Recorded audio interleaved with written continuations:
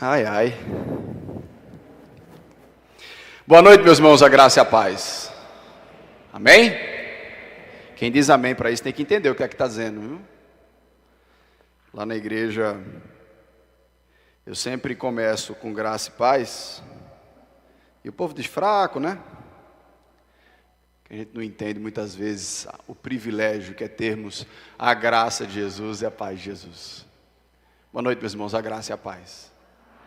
Agora está melhor, estou começando a entender que é um privilégio a gente ter isso. Eu vou fazer o seguinte, eu vou deixar para comentar o comunicado do reverendo Ronaldo no final da pregação. Amém? Amém. Tudo bem, Cadu? Pois não. Avisa para mim que eu esqueci de avisar que caso os pais precisem levar seus filhos aqui na sala, que é do lado de uma sala com televisão para... Perfeito. Ronaldo está pedindo para lembrar os irmãos que aqui na sala do Entre Nós, né, na sala grande aqui, tudo que você está vendo aqui, ó, está sendo transmitido lá para os pais que têm filhos e acharem que precisam de um pouco mais de espaço, né, para eles poderem ficar. Eles podem ficar lá embaixo, você ainda está conosco aqui no culto, ok? Muito bem. Meus irmãos, em todas as culturas do mundo, existe um desejo no ser humano de adorar. Não importa se uma cultura teve contato com o que a gente chama de civilização ou não, se você chegar naquele local, eles têm um desejo de adorar. E esse desejo de adorar, ele foi colocado pelo próprio Deus dentro de nós, porque nós fomos criados por Deus com um propósito principal de adorar a Deus. Mas quando o pecado entra no mundo, essa adoração que tinha um foco específico e determinado, que era o próprio Deus, ela ganha novos alvos, ela ganha novas cores, vamos dizer assim, diferentes daquela em que o Criador havia projetado para nós. Então, o diabo sabe que os nossos alvos de adoração, eles são deturpados com o pecado, e ele acaba alimentando isso. Ele acaba transformando coisas que nós desejamos, coisas que nós queremos fazer e ser, não em objetivos da nossa vida, mas em deuses da nossa vida. E nós acabamos adorando, né, um conjunto de deuses para que a gente se desvie do verdadeiro Deus, da verdadeira adoração. Até em países em que a gente encontra, ou em culturas, ou em realidades, em que nós encontramos outros deuses mesmo, né, como uma estátua e alguma coisa, o diabo alimenta isso, porque qualquer adoração que ela é desviada do próprio Deus, agrada a Satanás. Então, a Bíblia fala, né, que por trás dos falsos ídolos, Paulo nos fala isso em 1 Coríntios, há demônios por trás dos falsos ídolos. Então, idolatria, tendo a ideia e o conceito de que a nossa adoração ela é devida somente a Deus, a idolatria ela não acontece somente quando eu adoro outras estátuas ou outros deuses. A idolatria acontece todas as vezes em que o amor que devia ser dedicado a Deus é dedicado a uma outra pessoa ou é dedicado a uma outra coisa. João Calvino, falando sobre deuses, ele diz que o nosso coração é uma fábrica de ídolos. Quantas e quantas vezes nós invertemos as ordens das coisas e nós dedicamos a outras coisas aquilo que nós deveríamos dedicar ao nosso Deus. Então o que eu quero refletir com você hoje, nessa noite, é um assunto simples, mas extremamente essencial para a sua vida hoje, amanhã e eternamente. E é uma pergunta que muitas vezes nós não fazemos. Quem é o seu Deus? Muitos podem responder essa pergunta muito rapidamente, Mas quando nós respondemos com a boca, mas as pessoas olham para a nossa vida, muitas vezes aquilo que a nossa boca responde não casa com aquilo que a gente vive. Dizemos que tem um Deus, mas na prática vivemos outros deuses. Para nos ajudar nessa reflexão nessa noite, eu queria que você abrisse a sua Bíblia em Efésios capítulo 4, versículo 6. Pedi a licença ao reverendo Ronaldo para sair da exposição de Atos. Mas não se preocupe não, que domingo que vem volta, viu? Efésios capítulo 4, versículo 6.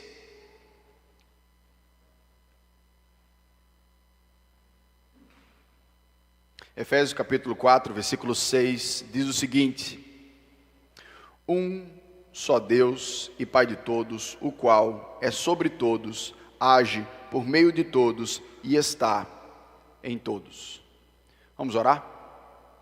Senhor Deus, eterno Pai, vem aqui, ó Pai, nesse lugar, nesta noite, Senhor Deus.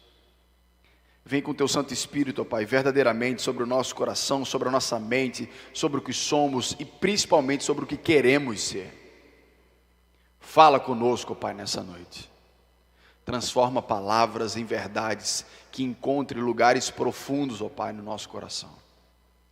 Tenha misericórdia, ó Pai, de me usar nessa difícil e temerosa tarefa, ó Pai, de expor e pregar a Tua santíssima palavra, Senhor.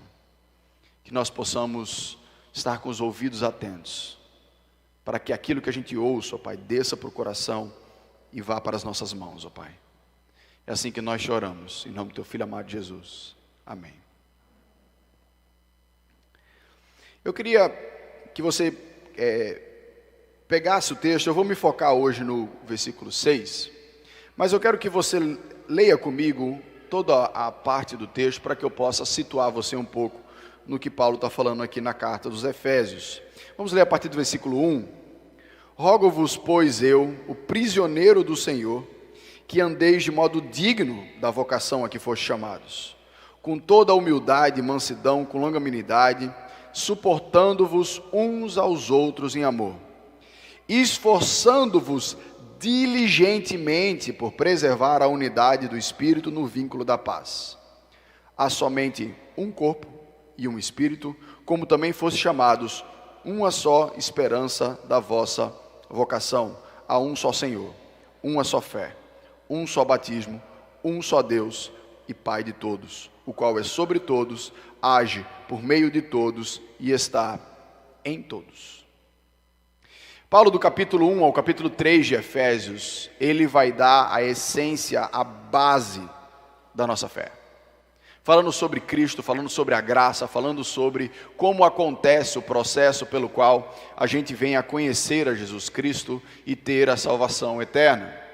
Quando Paulo chega no capítulo 4, até o final da carta, Paulo vai dar as implicações daquilo que nós dizemos crer, do capítulo 1 até o capítulo 3. O que é que significa, na prática, dizer que Jesus Cristo é meu Senhor, é meu Salvador, viver essa realidade espiritual da família de Cristo?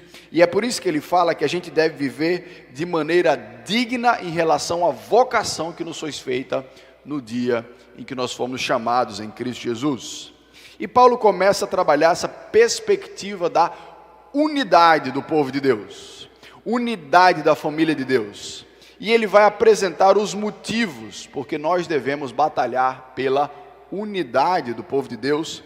E ele coloca 7 uns, do versículo 4 até o versículo 6.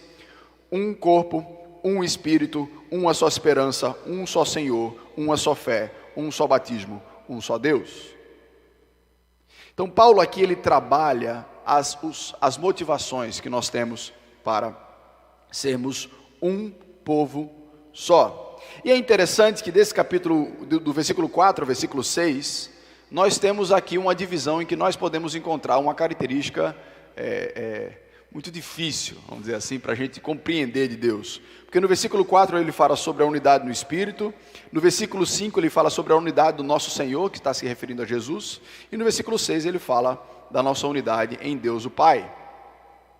Então aqui nós observamos a Trindade nesse papel da salvação, nesse papel da unidade do corpo. E é interessante a gente aprender que a nossa salvação, ela foi cuidadosamente planejada pelo nosso Deus, onde Deus, no princípio, antes da fundação do mundo, elabora o seu plano de enviar Jesus à terra para morrer em nosso lugar, e o Santo Espírito para dar vida à nossa vida e fazer compreender e crer nas verdades de Deus concretizadas em Cristo Jesus. Então a gente aprende, né, se você tem vindo para a escola dominical, ou se você tem frequentado os cultos da quarta-feira, né, seja virtualmente ou seja presencialmente, nós aprendemos sobre a perspectiva de um Deus que nós chamamos de triuno. É um Deus que tem 3 personalidades, mas ele não é esquizofrênico, né? Deus tem o Deus Pai, o Deus Filho, o Deus Espírito Santo, mas em essência é um único Deus. Muita gente dá um nó na cabeça com essa ideia, mas o que a gente precisa entender é que Deus é um ser muito mais complexo do que a gente. Então ele consegue fazer coisas que nós, seres humanos, não conseguimos. Ele consegue ser 3 e consegue ser 1 ao mesmo tempo. A gente não. A gente só consegue ser 1 e já está muito difícil ser 1, né? Então, com essa ideia da Trindade, dessa verdade da Trindade, é que o texto consegue dizer que nós temos um só Deus. Nós não temos 3 deuses. Nós temos um único Deus a quem nós devemos adorar. E esse um só Deus também nos lembra uma outra verdade que a gente precisa prestar atenção. É que o nosso Deus não é só único, no aspecto de que não existem 3, mas ele é único também no aspecto que não existe outro. Na nossa família tem um tio que ele foi missionário na Índia por 10 anos, e um dos testemunhos que ele dá é que a Índia é um dos lugares mais politeístas do mundo. Há quem diga que a Índia tem 1 milhão de deuses. A palavra de Deus nos ensina que não existe nenhum outro Deus além do nosso Deus. Todos os deuses que nós ou qualquer pessoa possam acreditar, a Bíblia nos coloca que eles são falsos. Eles nem sequer existem. Mas pastor, se os outros deuses não existem, então como é que eles conseguem fazer coisas pelos seus súditos, responder orações, operar milagres? Eu vou dar para você 2 respostas. Resposta número 1, Satanás. Satanás tem poder, você sabia disso? Satanás tem poder para fazer milagre. Resposta número 2, Deus, em sua imensa graça e misericórdia, pode ter misericórdia de quem Ele quiser. A misericórdia de Deus não é exclusiva de filho. Deus pode, de alguém que não adora Ele, que adora outros deuses, ter misericórdia daquela pessoa e curar aquela pessoa e fazer algo bom na vida daquela pessoa, mesmo que essa pessoa não acredite nele.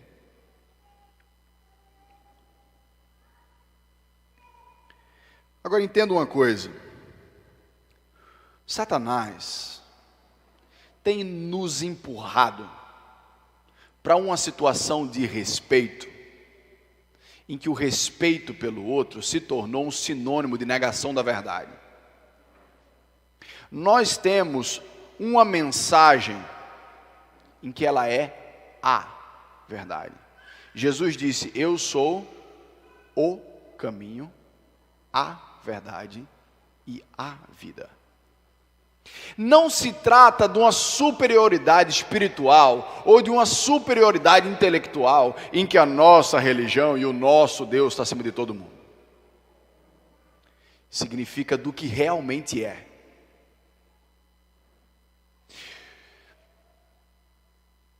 Nós precisamos aprender a ouvir as pessoas que não creem em Deus. Nós precisamos amá-las, nós precisamos acolhê-las. Mas não é amor sequer alertá-las de que o que elas creem e o que elas vivem não é a verdade. Mas em nome do politicamente correto, em nome do respeito, nós estamos nos calando da mensagem que nós somos chamados para pregar. Nós estamos sendo calados como testemunhas do único Deus verdadeiro. Em nome de que cada um crê no que quiser. De fato, cada um vai crer no que quiser. Mas eu preciso contar para essa pessoa. Eu preciso falar para essa pessoa que aquilo não é a verdade.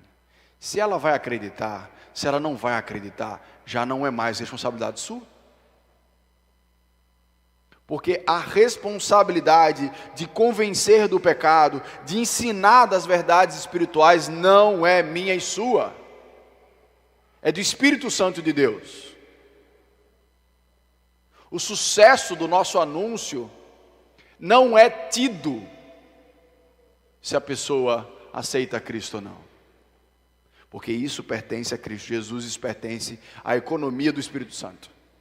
Mas cabe a nós sim a pregação, o testemunho de que nós temos um único Deus, em que mandou o seu Filho para vir aqui na terra para nos salvar. O diabo vai fazer de tudo para nos desviar dessa verdade e nos fazer nos calar. E o que a Bíblia aqui está nos ensinando, meus irmãos, é que nada divide mais do que a nossa idolatria. Quando cada um dentro do seu mundo busca idolatrar os seus próprios desejos, os seus próprios prazeres, isso naturalmente nos afasta uns dos outros. Mas quando nós olhamos para o único Deus que existe, para o único Deus que é verdadeiro, naturalmente nós vamos nos convergindo. Porque nós queremos ouvi-lo. Nós queremos fazer a vontade dele e isso nos une. Porque nós temos um só Deus. Jesus falou uma certa vez, né? É impossível agradar a dois senhores. E ele dá uma aplicação até bem forte para a gente. É impossível agradar a Deus e ao dinheiro. Por quê? Porque você vai agradar um e aborrecer o outro. Então, a gente aprender que nós temos um só Deus e crermos num só Deus, isso nos une. Porque nós vamos estar preocupados em agradar ao mesmo Deus. Se nós fizermos morrer os nossos ídolos, aquilo que aconteceu no nosso passado, aquilo que acontece no nosso presente, não vai nos dividir. Nós vamos estar tão focados em quem é o nosso Deus, que quando nós observarmos os nossos irmãos andando em linha, junto conosco, no mesmo objetivo, uns mais fortes, outros mais fracos, mas todos olhando para o mesmo Deus, isso vai nos unir no único Deus que nós aprendemos com a palavra de Deus. O texto nos fala que há um só Deus e Pai de todos. Então veja, todo o processo da salvação em Cristo Jesus, ele acontece para que nós sejamos levados até o Pai. Jesus disse que ninguém vai ao Pai se não for por Ele.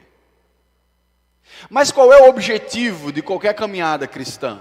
De qualquer caminhada espiritual? A gente chegar em Deus. Pronto, Jesus disse que você não vai até Ele se não for por Ele. Então essa balela que a gente ouve, que todo mundo, não, o importante é a gente buscar a Deus, e cada um está buscando o seu caminho, isso é mentira que o diabo conta. Porque todos os caminhos que você pegar, que não passar por Jesus, para chegar até Deus, não vai chegar em Deus. Se você crê nisso, comece a repensar, porque a palavra de Deus fala que Jesus é o único caminho para a gente chegar até Deus. Alguns pensam que essa expressão aqui, dizer que Deus é pai de todos, né? O que é que a gente pensa? Que todo mundo é filho de Deus. Sabe aquela expressão, né? Que o cara está cansado, aí vai comprar uma coca. Por quê? Porque uma coquinha, né? Que eu também sou filho de Deus, né? Não tem? Só que o todos aqui do texto não está se referindo a todo mundo do mundo. Porque Paulo está rogando aqui de como os crentes devem andar e a respeito daquilo que eles devem crer. Que a gente deve andar de maneira digna ao chamado que foi feito, que a gente deve batalhar pela unidade que nós temos, pelo vínculo da paz. Qual é o vínculo da paz que nós temos? É o Espírito Santo. É o corpo que nós estamos inseridos, é a mesma esperança, o mesmo Senhor, a mesma fé, o mesmo batismo, o mesmo Deus, o mesmo Pai. Então, a palavra todos que você encontra aqui no versículo 6, ela não se refere a todo mundo do mundo. Porque nem todo mundo é filho de Deus. A Bíblia fala que a todos a quanto receberam a Cristo Jesus, foi-lhes dado o poder de serem feitos filhos de Deus. Então veja comigo, se aqueles que creem em Jesus recebem o poder de serem feitos filhos de Deus, significa o quê? Que ele não era. A salvação, a crença em Cristo Jesus como Senhor e Salvador da nossa vida, é o que nos coloca na família de Deus. Chega certo homem para Jesus, chamado Nicodemos, versado na lei, e ele começa a conversar com Jesus. E Jesus diz isso para Nicodemos: quem nasce da carne é carne, mas quem nasce do Espírito é Espírito. Para você entrar no reino de Deus, você precisa nascer de novo. E Jesus está dizendo, esse nascer de novo, ele vem do Espírito. Quando nós cremos em Cristo Jesus, o Espírito Santo dá vida ao nosso espírito, e a gente nasce de novo, só que agora como filho. Todos nós somos criaturas de Deus, mas somente aqueles que creem em Jesus Cristo como Senhor e Salvador da sua vida são verdadeiros filhos de Deus. Somente aqueles que foram verdadeiramente transformados pelo Espírito Santo são os verdadeiros filhos de Deus. Não é o fato de você levantar a mão que faz você um filho de Deus, mas é uma obra do Espírito Santo dentro de você que torna você um filho de Deus. E aqui eu quero falar para você que já entende essa realidade, que você já sabe que é filho de Deus. Porque eu creio, meus irmãos, que a gente não processa essa frase aqui. A verdade e a realidade de que nós somos filhos de Deus. Quando a gente começa a cantar música de adoração, que a gente fala que Deus é digno, que a gente vai louvar, nós nunca vimos a glória de Deus, eu não sei vocês, mas eu ainda não vi. Eu me pego naqueles textos mais, sabe aqueles textos mais, em que Moisés quer ver Deus, ele fala, você não vai aguentar, se eu aparecer você morre. No chamado de Isaías, que Deus aparece com anjos cantando, com 6 asas, e eles cobriam o rosto. Com o anúncio de Jesus, onde um coral de milhares de anjos aparecem cantando. Ou no Apocalipse, em que você vê toda aquela adoração centralizada no trono, centralizada no Cordeiro. O Deus que sustenta e criou todo o universo. Ele é nosso Pai. Esse Deus, Ele chama a mim e a você que cremos em Cristo Jesus de filho. Se nós compreendêssemos com mais propriedade, com o fundo do nosso coração, que Deus é o nosso Pai, você iria poder colocar as suas inquietações num lugar que você ainda não descobriu. Porque Deus é o seu Pai. Pare para pensar Você que já tem filho, né, como é o meu caso, que tenho 2 filhos, o quão bem a gente quer para o nosso filho, o cuidado que a gente tem com ele. Eu sei que alguns não têm um conceito ou uma realidade de pai que ajuda muito nesse sentido, mas nossos pais da terra, por melhores que sejam ou ausentes que sejam, todos eles são imperfeitos. Deus é perfeito. Então, sempre quando os problemas vierem a consumir o seu coração, você precisa se lembrar de quem você é. Pela graça e pela misericórdia de Deus, você foi feito filho de Deus pela graça dele.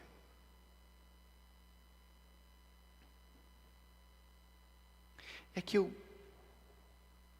E essa realidade também é uma realidade que Paulo aponta como união, porque não tem ninguém maior do que ninguém. Somos todos filhos de Deus, unidos debaixo da mesma família, debaixo do mesmo Pai. Mas você que veio aqui hoje, você ainda não está compreendendo muito o que eu estou falando para você hoje. Que você não quer muito saber dessas coisas de Deus, essas coisas da Bíblia. Pare para observar o que a Bíblia está falando para você nessa noite. Ela está dizendo a você que existe uma possibilidade de você ser feito filho de Deus e usufruir dos privilégios, direitos e responsabilidades de ser filho de Deus. O que é que você tem na vida que vale tanto assim? Me diga. Pare para pensar na sua vida, na sua carreira, na sua família, nos seus bens, nos seus hobbies, nos seus prazeres. O que dessas coisas vale mais do que fazer parte da família de Deus e viver para a glória dele? Jesus contou que o reino dos céus é como uma pérola de grande valor, em que um homem que a buscava, quando a encontra, vende tudo que tem para ter aquela pérola. Agora qual é o desafio? É que para isso precisamos de fé. Deus não mostra a sua glória, o seu poder através da nossa conta bancária. Deus não mostra o seu poder e a sua glória para que a gente creia nele, se a gente tem saúde ou não. Muitas vezes é o contrário.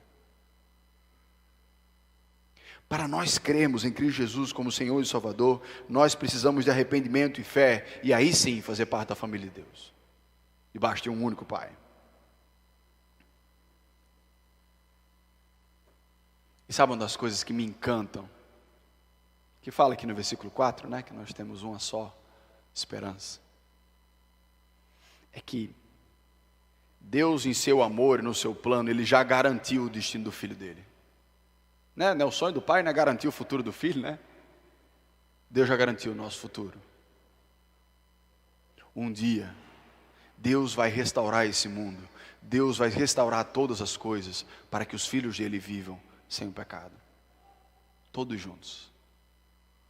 Não sei vocês, mas eu estou doido para conhecer Daniel, Moisés, Abraão, Davi. São todos filhos de Deus que já estão com o Pai,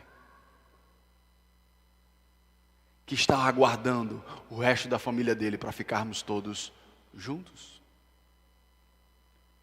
Se a nossa esperança se resume às coisas desta vida, nós somos os mais infelizes dos homens.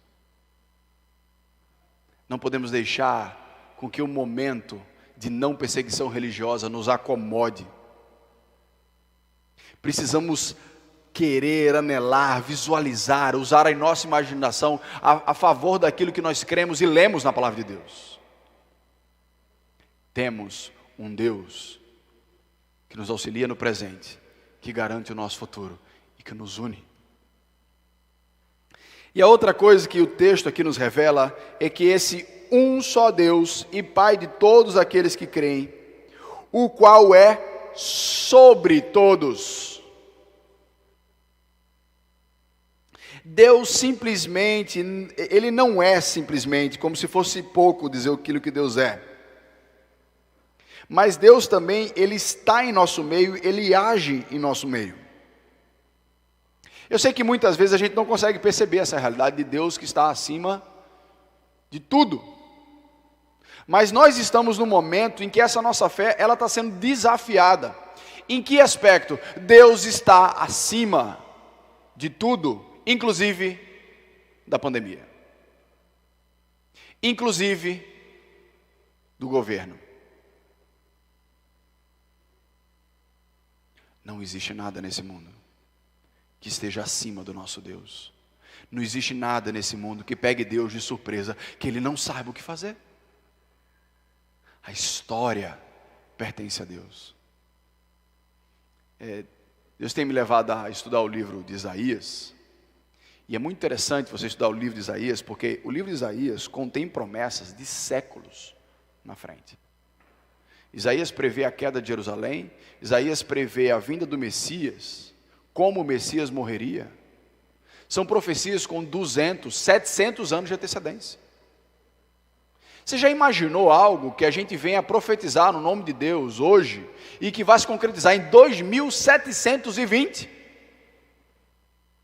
Quem é que pode fazer isso? Só o Senhor da história. Porque Deus está exaltado sobre todos. Mas o todos aqui também se refere mais especificamente, apesar de ser uma realidade sobre toda a criação, é sobre o seu povo. Deus está sobre o teu povo e Ele cuida, coordena a igreja e a história, orquestrando a história para o final que Ele quer.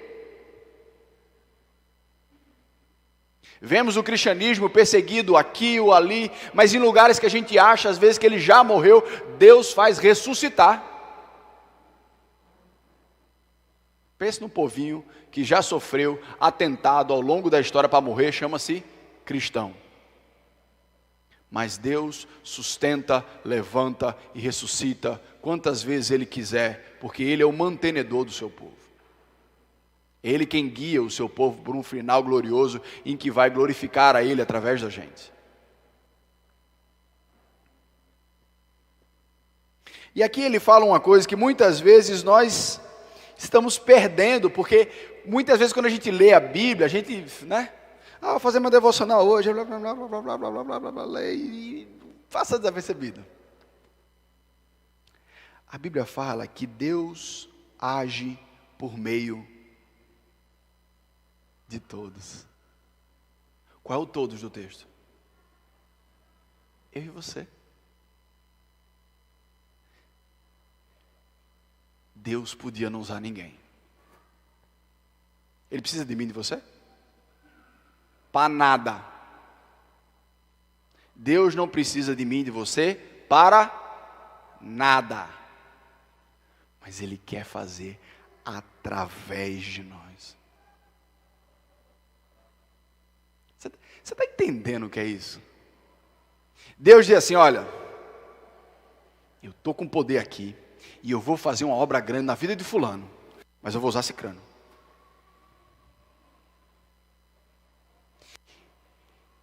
Deus quer usar a cada um de nós, para que nós sejamos canal dele. Gente, eu preciso confessar. Geralmente é a ovelha que confessa para o pastor, né? No momento em que você começar a descruzar o seu braço, arregaçar a sua manga e encarar o chamado que Deus fez para você de servir a Deus, você vai ficar viciado em Deus usar você. Eu dou graças ao meu Deus, porque eu nunca encontrei algo mais maravilhoso do que aquele momento em que você percebe que Deus usou você. É muito bom. E a Bíblia está falando que Deus faz isso. Mas muitos têm perdido esse privilégio. Por quê? Porque ele está gastando a vida toda consigo mesmo. E é quase como se Deus dissesse, eu queria usar, mas só tem Netflix na vida do cara? Só tem celular, só tem videogame? Como é que eu uso? Aí ele vai quebrar todinho, né? jogar água para virar lama. Aí depois que tiver todo quebrado, virou uma pocinha, né? Aí Deus vai fazer o barro de novo. Quanto que Deus quer ouvir? Eis-me aqui, Senhor, me usa. Se vicie no agir de Deus através da sua vida. Mas se proponha a ouvir o que Ele quer usar você. Ah, não, é porque eu não consigo, né? Não é você. Vai ser Deus através de você.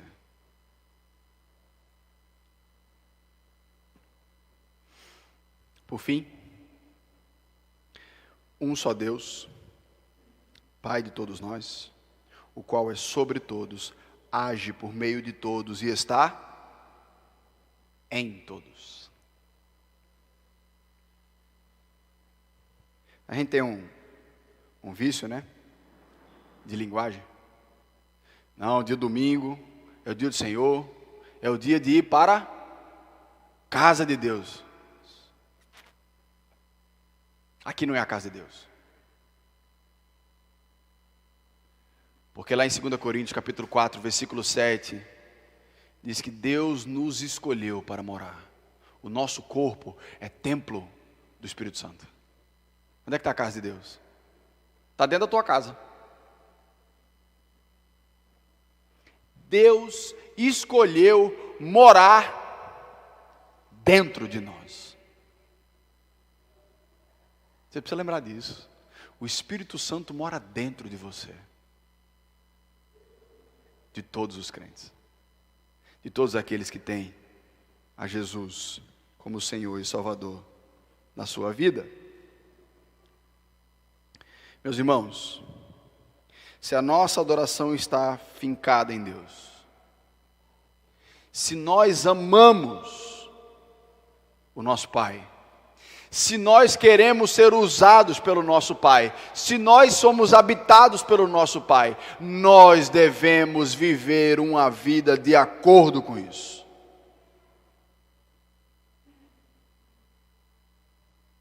Deus nos dá a sua graça,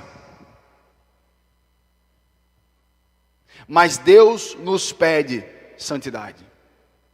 Não podemos dizer que temos um único Deus, não podemos dizer que amamos ao Deus do Pai,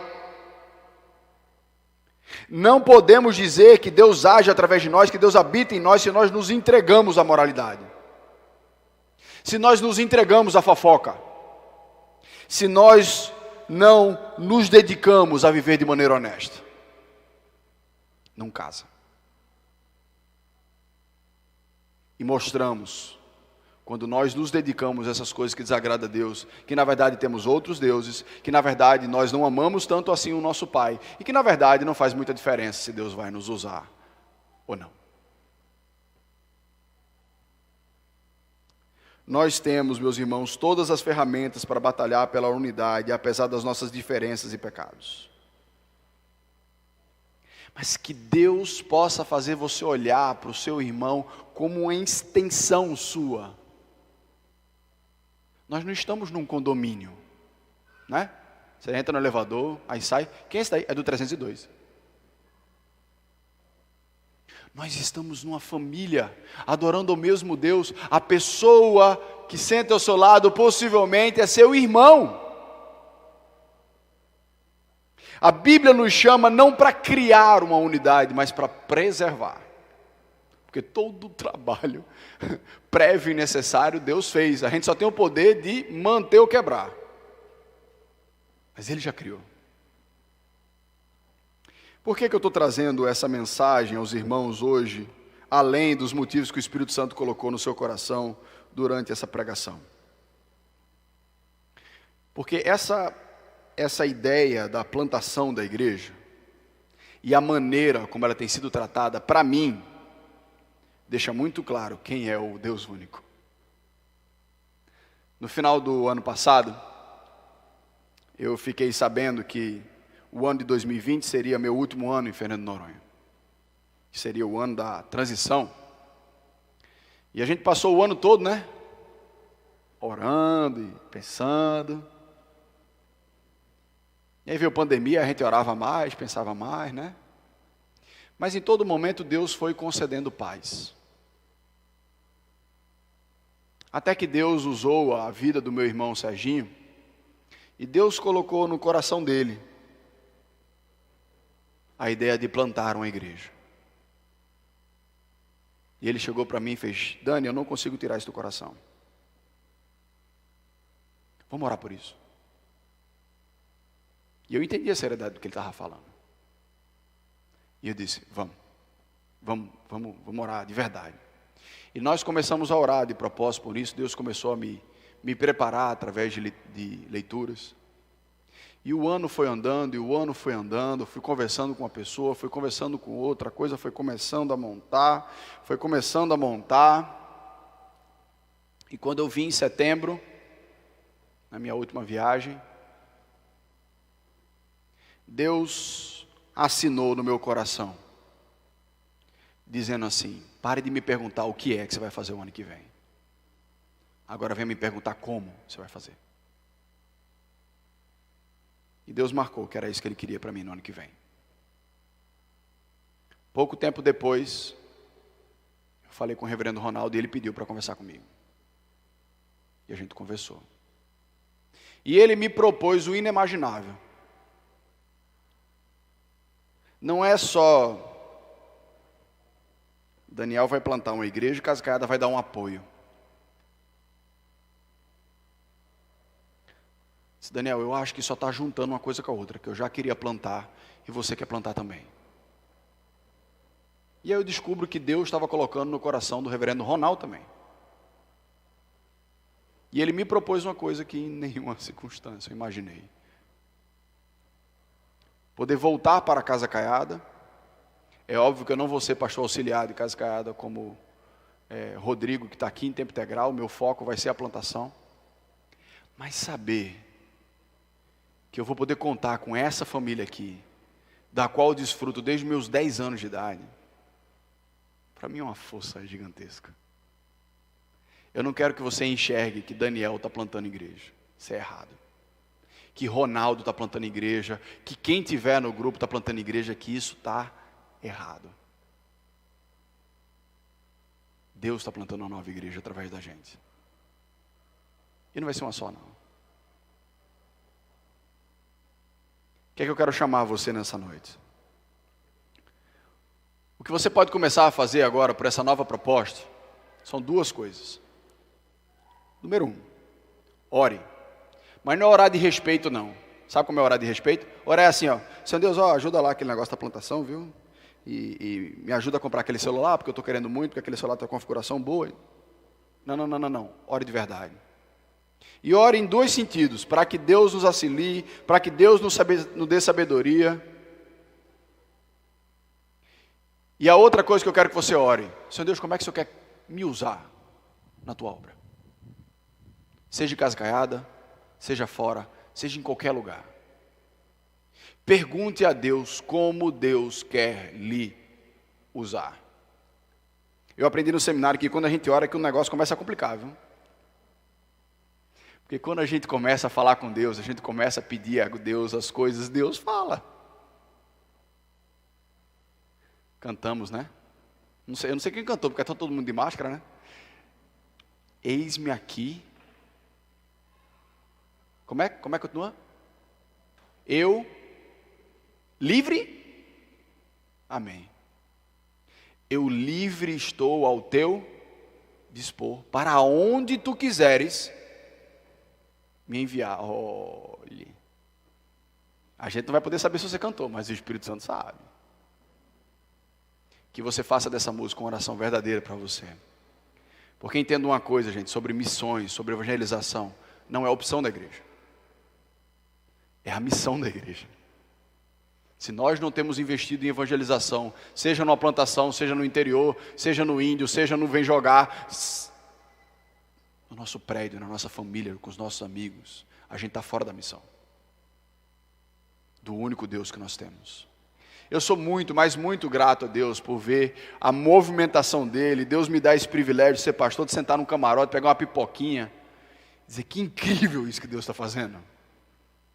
e doido para entrar no palco para fazer parte daquela ação de Deus ali. Que você possa anelar no coração pelas coisas de Deus muito mais do que as coisas desse mundo. Que a gente possa compreender a vivacidade do Evangelho e a vivacidade da responsabilidade que Deus nos concede. Amém? Vamos orar? Baixe sua cabeça, feche os seus olhos.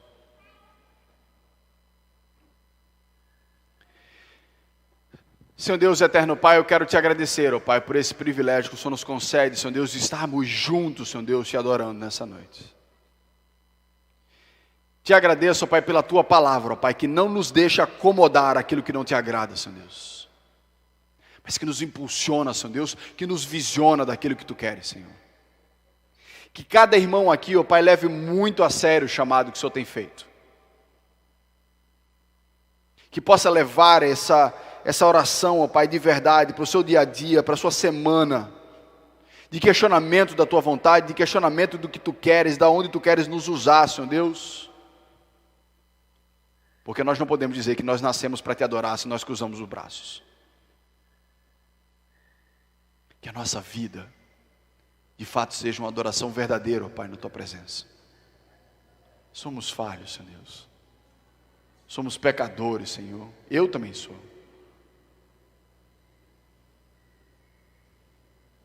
Mas que a gente possa compreender, ó Pai, o tamanho da graça, Pai, que foi derramado sobre nós. Que o Senhor possa abençoar, ó Pai, a vida de cada um que está aqui presente. E desafiar, Senhor Deus, cada um que está aqui presente. É assim que eu te oro, em nome do teu Filho amado Jesus. Amém. Deus abençoe, meus irmãos.